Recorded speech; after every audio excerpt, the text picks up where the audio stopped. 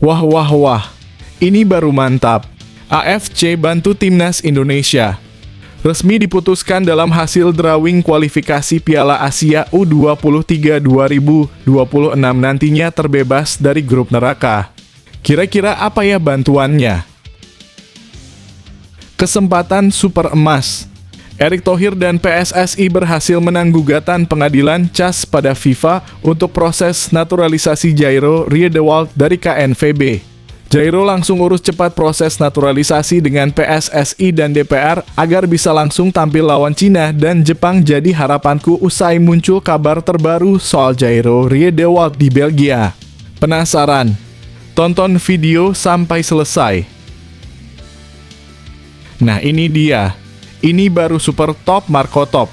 Kevin Dix dan Ragnar Oratmangoen sudah sembuh dari cedera dan bisa tetap bela Timnas Indonesia lawan Cina dan Jepang di kualifikasi Piala Dunia 2026. Jadi doa fans Timnas Indonesia. Apa yang sebenarnya terjadi? Simak fakta mengejutkannya di sini. Wah wah wah, ada apa ini? Tiba-tiba Wakil Presiden Republik Indonesia Gibran Rakabuming Raka buat keputusan cerdas demi Timnas Indonesia. Kira-kira keputusan apa ya yang diambil? Wah, dibocorkan oleh media asing. Kiper Timnas Indonesia Martin Paes tiba-tiba beri pengumuman mendadak yang bisa bikin seluruh fans Garuda bahagia mendengarnya. Tonton video ini sampai selesai. Sebelum video kita mulai, buat kamu yang mau beli jersey Timnas Indonesia, caranya gampang banget. Kamu langsung hubungi nomor WhatsApp yang ada di gambar ini, atau bisa langsung klik link pembelian yang ada di deskripsi video ini ya. Mumpung lagi promo gratis ongkir ke seluruh Indonesia. Buruan sebelum kehabisan. Sebelum dimulai pembahasan, mohon bantuannya untuk subscribe channel ini, agar tidak ketinggalan info Timnas Indonesia. Mantap, ini baru super top kabar gembira. Hasil drawing kualifikasi Piala Asia U23 2026. Timnas Indonesia resmi masuk pot 1 auto lolos karena terhindar grup neraka. Simak penjelasan lengkapnya berikut ini. Timnas Indonesia U23 berhasil mencetak sejarah dengan memastikan diri masuk ke pot 1 dalam drawing kualifikasi Piala Asia U23 2026. Pencapaian luar biasa ini datang setelah skuad Garuda Muda, julukan Timnas Indonesia U23, menempati posisi keempat di Piala Asia U23 2024. Menurut regulasi yang berlaku, 11 tim yang berhasil finish di posisi teratas Piala Asia U23 2024 berhak masuk pot 1 dalam drawing kualifikasi Piala Asia U23 2026. Ini adalah pertama kalinya bagi Timnas Indonesia U23 berada di pot 1, sebuah prestasi yang tentunya menjadi bagian penting dalam perjalanan sejarah mereka. Mengutip dari laman resmi PSSI, AFC telah mengumumkan daftar negara tuan rumah kualifikasi Piala Asia U23 2026 yang akan dilakukan pada bulan ini. PSSI juga telah mengajukan diri untuk menjadi salah satu tuan rumah turnamen tersebut. Namun, ada tantangan yang harus dihadapi. Mengingat turnamen ini akan digelar di tengah musim kompetisi Eropa, PSSI perlu melakukan lobby agar para pemain diaspora bisa bergabung dengan Timnas Indonesia U23. Beberapa nama yang diharapkan bisa memperkuat tim Garuda Muda antara lain Marcelino Ferdinand dari Oxford United, Justin Hubner dari Wolverhampton Wanderers U21, Ivar Jenner dari Jong Utrecht, dan Rafael Struijk dari Brisbane Roar. Selain itu, Dion Marks dari Top Os dan Tim Gapens dari FC Emmen juga menjadi pemain yang bisa diandalkan dalam skuad ini. Jika para pemain ini diizinkan bergabung, peluang Timnas Indonesia U23 untuk melangkah jauh di Piala Asia U23 2026 tentu akan semakin terbuka lebar. Namun sebelum fokus pada Piala Asia U23 2026, ada baiknya Timnas Indonesia U23 lebih dulu mempersiapkan diri untuk babak kualifikasi. Kualifikasi Piala Asia U23 2026 diprediksi akan digelar pada September atau Oktober 2025. Apa pendapat kalian tentang pencapaian Timnas Indonesia U23 ini? Apakah dengan dukungan pemain diaspora, mereka bisa memberikan kejutan di Piala Asia U23 2026? Ayo, beri komentar dan berbagi pendapatmu. PSSI berhasil menang gugatan pengadilan CAS pada FIFA untuk proses naturalisasi Jairo Riedewald dari KNVB. Jairo langsung urus cepat proses naturalisasi dengan PSSI dan DPR agar bisa langsung tampil lawan Cina dan Jepang. Jadi harapanku usai muncul kabar terbaru soal Jairo Riedewald di Belgia. Penasaran? Tonton video sampai selesai. Tim Indonesian Soccer berhasil mencari kabar terbaru soal Jairo Riedewald. Laga menarik terjadi kemarin dalam lanjutan Liga Utama Belgia. Ketika raksasa Belgia yang juga langganan Liga Champions, Anderlecht, bertemu dengan tim yang diperkuat oleh pemain keturunan Indonesia, Jairo Riedewald, yaitu Royal Antwerp. Berdasarkan statistik yang diperoleh tim kami, Anderlecht tampil mendominasi dengan 15 percobaan tendangan ke gawang, 4 diantaranya mengarah tepat ke gawang. Sementara itu Royal Antwerp mencatatkan 13 percobaan tendangan dengan 5 diantaranya mengarah ke gawang. Dalam hal penguasaan bola, Anderlecht unggul dengan 56%, sedangkan Royal Antwerp hanya menguasai 44%. Anderlecht juga lebih unggul dalam operan dengan total 503 kali operan, sementara Royal Antwerp hanya mencatatkan 400 operan. Akurasi operan juga menjadi keunggulan Anderlecht yang mencapai 84%, sementara Royal Antwerp tercatat 79%. Namun meskipun mendominasi di beberapa aspek, Royal Antwerp lebih sering melakukan pelanggaran, mencatatkan 16 pelanggaran, sementara Anderlecht hanya 7 kali. Dalam hal kartu kuning, kedua tim sama-sama mendapatkan 2 kartu dan masing-masing tim juga tercatat 1 kali offside. Anderlecht mendapatkan 7 tendangan sudut, sedangkan Royal Antwerp 4. Sayangnya dalam pertandingan ini, Jairo Riedewald hanya duduk di bangku cadangan. Padahal dengan waktu yang lebih longgar, seharusnya PSSI bisa bergerak cepat untuk mengurus proses naturalisasinya ke pengadilan CAS. Jika itu berhasil, Jairo bisa memperkuat timnas Indonesia di kualifikasi Piala Dunia 2026, bahkan tampil melawan tim kuat seperti Cina dan Jepang. Apa pendapat kalian? Seharusnya PSSI segera memanfaatkan kesempatan ini agar Jairo bisa tampil di level internasional dan memberikan kontribusi besar untuk timnas Indonesia. Berikan komentar kalian. Wah. Gerak cepat Pak Ketum langsung siapkan pemain naturalisasi anyar demi langsung lolos kualifikasi Piala Dunia. Disampaikan oleh YouTuber yang sering ikut andil mencari pemain keturunan. Berinisial DZ. Siapakah dia? Simak fakta lengkapnya hanya di sini. Menjelang 2 laga krusial timnas Indonesia melawan Cina 5 Juni dan Jepang 10 Juni dalam lanjutan kualifikasi Piala Dunia 2026. Isu naturalisasi kembali mencuat dengan munculnya nama Dean Zandbergen, striker berdarah Indonesia yang saat ini bermain di Belanda. Zandbergen yang berusia 23 tahun dan memiliki postur lebih dari 180 cm mengungkap bahwa dirinya telah dihubungi oleh staf PSSI bernama Fardi dalam sebulan terakhir. Hal ini dibagikan oleh Yusa Nugraha melalui kanal YouTube-nya, menandakan adanya ketertarikan konkret dari federasi terhadap striker milik V3 Venlo tersebut. Dan saat ini bermain di kasta kedua Liga Belanda Eerste Divisie dan meskipun baru mencetak 1 assist dari 6 laga. Posisinya sebagai striker murni menjadi sorotan penting mengingat kebutuhan mendesak timnas Indonesia akan ujung tombak produktif. Hal ini menambah daya tarik Zandbergen sebagai opsi masa depan. Namun di tengah euforia tersebut, Ketua Umum PSSI Erick Thohir menyatakan bahwa tidak ada rencana naturalisasi baru dalam waktu dekat. Fokus PSSI saat ini masih tertuju pada pemain-pemain naturalisasi yang telah ada, terutama dalam menghadapi laga bulan Juni yang sangat menentukan nasib Garuda di jalur menuju Piala Dunia 2026. Meski belum ada konfirmasi resmi soal proses administrasi Dean Zandbergen, sinyal keterbukaannya dan komunikasi awal yang terjalin menunjukkan bahwa PSSI masih membuka peluang untuk opsi jangka menengah panjang. Apalagi pelatih Patrick Kluivert tampaknya sedang aktif memantau dan mengevaluasi semua potensi, termasuk pemain keturunan seperti Pascal Struijk dan Emil Audero. Jika semua proses berjalan mulus, bukan tak mungkin Dean Zandbergen akan menjadi kekuatan baru di lini depan timnas Indonesia. Mungkin bukan untuk laga Juni ini, tetapi untuk fase berikutnya atau persiapan jangka panjang menuju Piala Asia atau bahkan Piala Dunia. Bagaimana menurut kalian? Apakah dengan bergabungnya Zandbergen bisa memperkuat skuad Garuda? Cepat tulis komentarmu di bawah. Waduh, pemain ber-KTP Indonesia ini diperkirakan absen saat laga timnas bulan Juni nanti. Bahkan pelatih klubnya sampai ngomong hal mengejutkan ini.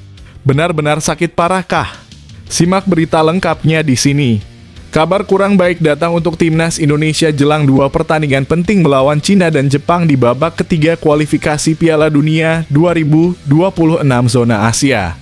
Salah satu pemain andalan Ragnar Oratmangoen diketahui absen membela klubnya FC Vedender sejak akhir Maret 2025.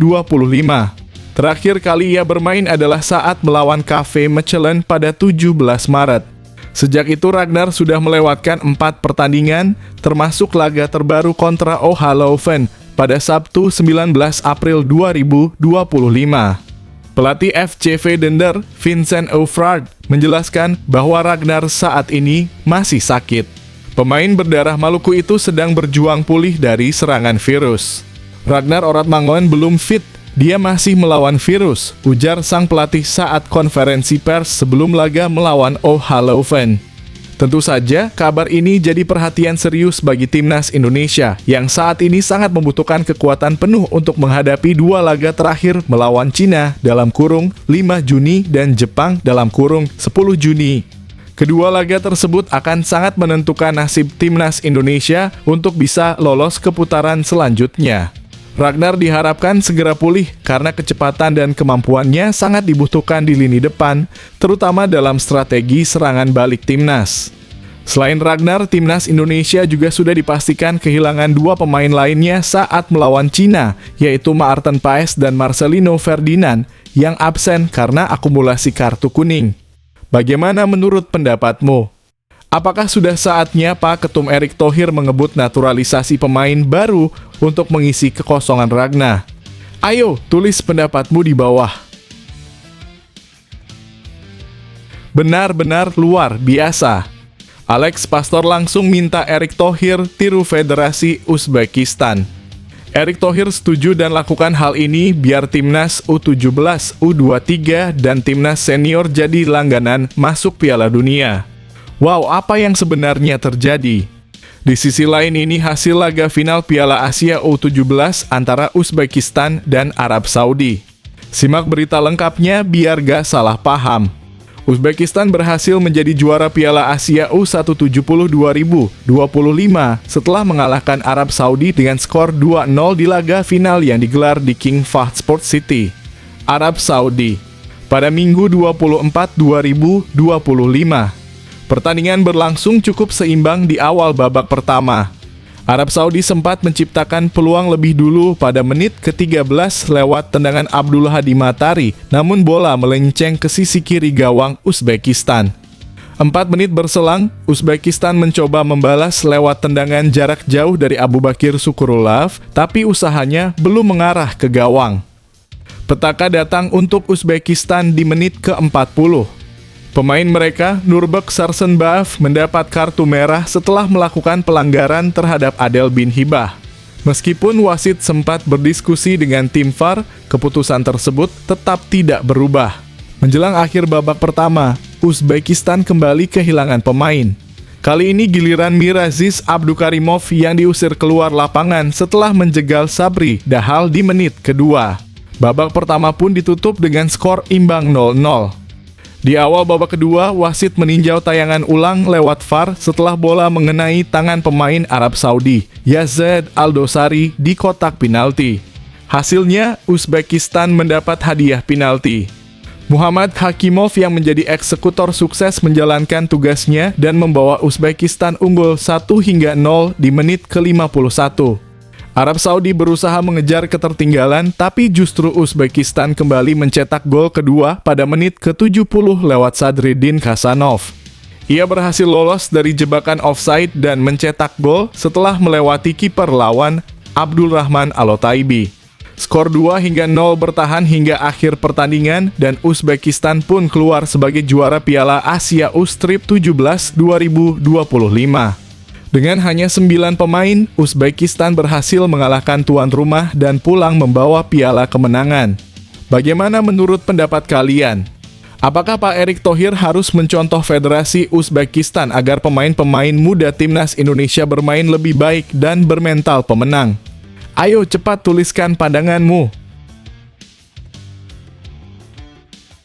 Tepat tadi malam gemparkan media Denmark. Patrick Kluivert langsung minta PSSI untuk berikan pengobatan maksimal ke bek timnas Garuda yang sedang cedera biar cepat sembuh. Perannya sangat penting untuk lini pertahanan skuad Garuda. Waduh, siapa sosok yang dimaksud? Pemain timnas Indonesia Kevin Dix mengalami cedera serius saat bermain di laga derby antara FC Copenhagen dan Brøndby di Liga Denmark pada Minggu dalam kurung 13 April 2025. Ia hanya bermain selama 23 menit sebelum ditarik keluar. Laga itu sendiri berakhir dengan kekalahan Copenhagen 1-2 dari Brøndby. Karena cedera itu, Kevin Dix dipastikan tidak bisa bermain lagi hingga akhir musim. Ia bahkan absen dalam pertandingan FC Copenhagen melawan AGFA Aarhus pada Minggu dalam kurung 20 April 2025. Setelah menjalani pemeriksaan, pihak klub memutuskan untuk mencoretnya dari skuad sampai musim ini berakhir. Yang membuat situasi makin berat, Kevin Dix juga sudah akan meninggalkan FC Copenhagen untuk bergabung dengan klub Jerman Borussia Mönchengladbach. Artinya, pertandingan melawan Brøndby adalah laga terakhirnya bersama FC Copenhagen. Melalui akun media sosial pribadinya, Kevin menyampaikan rasa sedihnya karena tak bisa mengakhiri masa-masanya di Copenhagen dengan baik. Ia berharap kondisinya bisa membaik agar tetap bisa memberikan perpisahan yang lebih berkesan untuk klub lamanya. Cedera ini menimbulkan kekhawatiran bagi fans timnas Indonesia karena Kevin Dix merupakan pemain penting di lini pertahanan, khususnya di sisi kanan. Sementara itu, timnas Indonesia dijadwalkan akan menghadapi 2 laga penting di putaran ketiga kualifikasi Piala Dunia 2026 zona Asia melawan Cina di SUGBK Jakarta pada 5 Juni dan menghadapi Jepang di Suita City Football Stadium pada 10 Juni 2025. Pelatih timnas Patrick Kluivert kini harus mempertimbangkan opsi lain sebagai pengganti jika Kevin Dix belum pulih tepat waktu. Siapa yang menurutmu cocok untuk menggantikan posisi Kevin Dix? Apakah PSSI perlu mencari pemain naturalisasi baru untuk menggantikan Kevin? Jangan ragu untuk memberikan pendapatmu di bawah. Diumumkan tepat kemarin malam, media ternama Brasil ungkap kehebatan calon pemain naturalisasi timnas Indonesia. Pencari bakat ini ungkap PSSI harus segera melakukan sumpah WNI-nya agar tidak menyesal. Sosoknya berinisial PS. Siapakah dia? Simak videonya sampai selesai. Pemain keturunan Indonesia, Pascal Struij, mendapat perhatian dari pencari bakat asal Brasil, Fabrício Gabriel. Pascal yang kini bermain untuk Leeds United sering disebut-sebut sebagai kandidat potensial untuk dinaturalisasi PSSI dan membela timnas Indonesia. Pemain berusia 25 tahun ini bahkan dipantau langsung oleh pelatih timnas Indonesia, Patrick Kluivert, yang hadir di pertandingan antara Oxford United dan Leeds United. Dalam pertandingan itu, Kluivert juga mengamati Ole Rommenje dan Marcelino Ferdinand yang bermain untuk Oxford United. Selain Kluivert, Pascal Struij juga mendapat sorotan dari pencari bakat lainnya. Dalam sebuah video di akun YouTube-nya, Brazil scout Fabrício Gabriel menilai Pascal Struij sebagai pemain yang sangat solid di lini pertahanan. Dalam judul video tersebut, ia menulis Pascal Struij solid and technical defender dan menjelaskan berbagai keunggulan dari pemain berdarah Jawa ini. Brazil Scout menyebutkan bahwa Pascal Struij memiliki kemampuan yang sangat baik dalam duel udara, marking, dan tackle. Selain itu, ia juga mahir dalam mengoper bola, memiliki kekuatan fisik yang baik, dan bisa bermain di berbagai posisi. Pencari bakat ini bahkan mengatakan bahwa Pascal Struij tidak memiliki kelemahan yang spesifik dalam permainannya. Struij dikenal bisa bermain sebagai bek tengah, bek kiri, hingga gelandang bertahan. Dengan tinggi 190 cm dan berat badan 80 kg, ia juga dibandingkan dengan pemain seperti Renato Veiga dan Ladislav Krejci dalam hal gaya permainan. Bagaimana menurut kalian? Apakah sebaiknya PSSI segera melakukan naturalisasi untuk Pascal Struijk? Coba tulis pendapatmu di komentar. Nah, ini baru mantap. Bantu tim FC Utrecht meraih kemenangan besar atas Ajax Amsterdam dalam lanjutan Liga Belanda (Eredivisie) pekan ke-31 pada Minggu 20 April 2025. Pemain keturunan Indonesia, Miliano Jonathans, juga ikut bermain di pertandingan ini. Bermain di kandang sendiri, FC Utrecht tampil gemilang dan menang telak 4-0 atas Ajax yang saat ini memimpin klasemen sementara. Gol pertama dicetak oleh Sebastian Haller di menit ke-29 setelah menerima umpan dari Siebe Hormans. Skor 1-0 bertahan hingga babak pertama usai. Di babak kedua, FC Utrecht tampil lebih agresif. Miguel Rodriguez mencetak 2 gol di menit ke-52 dan 63. Kemudian Paxton Aronson menambah 1 gol lagi di menit ke-85 untuk menutup pesta gol menjadi 4-0. Kekalahan ini menjadi yang ketiga bagi Ajax sepanjang musim 2024/2025. Selain itu, kekalahan ini juga mengakhiri catatan 14 pertandingan tak terkalahkan Ajax di Eredivisie. Terakhir kali mereka kalah adalah pada 8 Desember 2024 saat melawan AZ Alkmaar dengan skor 1-2. Dengan hasil ini, FC Utrecht punya peluang untuk finish di posisi 3 besar. Mereka kini mengoleksi 59 poin dari 30 laga, sama seperti Feyenoord. Namun Feyenoord masih unggul selisih gol dan memiliki 1 pertandingan lebih banyak. Miliano Jonathans masuk sebagai pemain pengganti di menit ke-88 menggantikan Miguel Rodriguez. Meski hanya bermain sebentar, ia membantu tim mempertahankan kemenangan tanpa kebobolan. Apakah menurutmu Miliano Jonathans sudah seharusnya segera dinaturalisasi untuk memperkuat skuad Garuda? Tulis komentarmu di bawah. Diumumkan oleh media nasional. 4 pemain andalan Shin Tae-yong mendapat izin dari AFC untuk memperkuat timnas Indonesia U-Strip 23 yang kini dilatih Gerald van den Burg. Tim ini akan menghadapi 3 ajang penting tahun ini, yaitu Piala AFF U-Strip 23, kualifikasi Piala Asia U-Strip 23, dan SEA Games 2025. Wah, siapa saja mereka? Dari ketiga turnamen tersebut, kualifikasi Piala Asia U-Strip 23 jadi sorotan utama karena prestasi Garuda Muda di edisi sebelumnya. Di bawah asuhan Shin Tae-yong, Indonesia berhasil melaju ke semifinal Piala Asia U-Strip 23 2024 meskipun akhirnya kalah dari Uzbekistan dengan skor 0-2. Meski gagal ke final, hasil itu tetap memberi keuntungan bagi Indonesia karena akan menempati pot 1 dalam undian grup yang akan digelar Juni nanti. PSSI sendiri tengah mengajukan tawaran ke AFC untuk menjadi tuan rumah babak kualifikasi tersebut dengan Stadion Gelora Delta Sidoarjo sebagai venue utama. Keputusan resmi dari AFC diharapkan keluar pada akhir April. Pelatih Gerald van den Burg diperkirakan akan mengandalkan banyak pemain muda yang sebelumnya bermain di timnas U-Strip 20 seperti Jens Raven, Wilber Jardim, Donjetri Pamungkas, dan Kadek Arel. Namun ada kabar baik, beberapa pemain penting yang pernah dilatih Shin Tae-yong masih memenuhi syarat usia untuk bergabung. Berikut 2 nama di antaranya. Justin Hubner. Tahun ini Justin berusia 22 tahun sehingga masih bisa bermain di ajang U-Strip 23. Dengan pengalamannya bersama Wolves U-Strip 21 dan Timnas Senior Indonesia, kehadirannya akan sangat memperkuat lini pertahanan. Marcelino Ferdinand.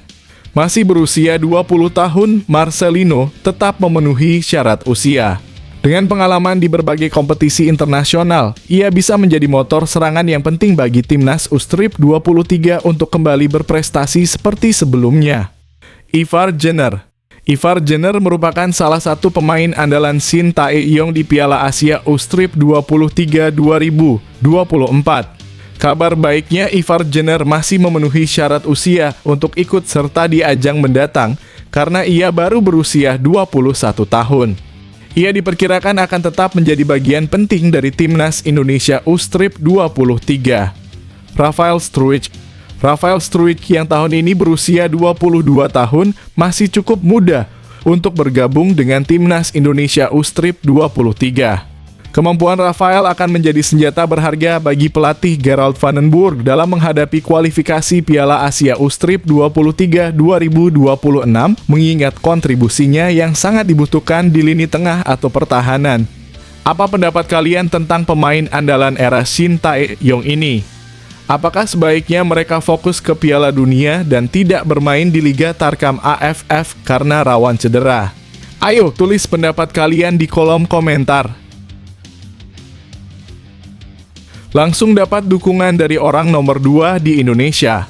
Wakil Presiden Gibran Rakabuming Raka memberikan apresiasi kepada Timnas Indonesia U-Strip 17 yang baru saja berhasil lolos ke Piala Dunia U-Strip 17 2025. Apa yang beliau sampaikan? Menurutnya, pencapaian ini menunjukkan bahwa generasi muda Indonesia mampu membawa perubahan, khususnya dalam hal prestasi. Keberhasilan lolos ke Piala Dunia U-Strip 17 2025 sangat spesial karena Indonesia menjadi satu-satunya negara dari Asia Tenggara yang berhasil mencapainya. Kepastian lolos diperoleh setelah Timnas Indonesia U-Strip 17 berhasil mencapai perempat final di Piala Asia U-Strip 17 2025.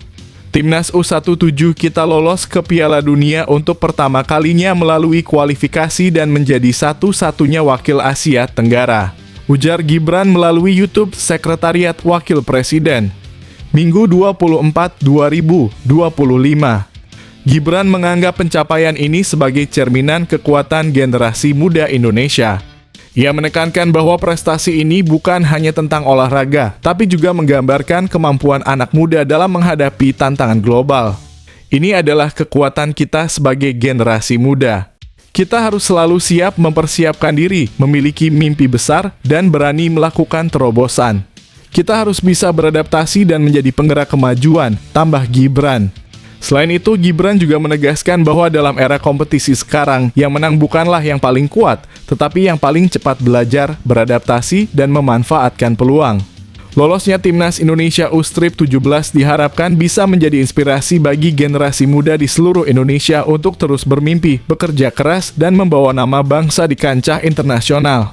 Karena di era kompetisi ini, penentu kemenangan adalah siapa yang cepat belajar, beradaptasi, dan memanfaatkan peluang, tutupnya. Apakah dukungan dari Wakil Presiden Gibran dapat mempengaruhi mental pemain U17? Coba tulis pendapatmu di bawah. Benar-benar mantap. Kiper andalan timnas bermain apik tanpa kebobolan. Bikin tim Jepang makin ketakutan gak bisa cetak gol ke gawang Indonesia kah? Simak berita lengkapnya di sini.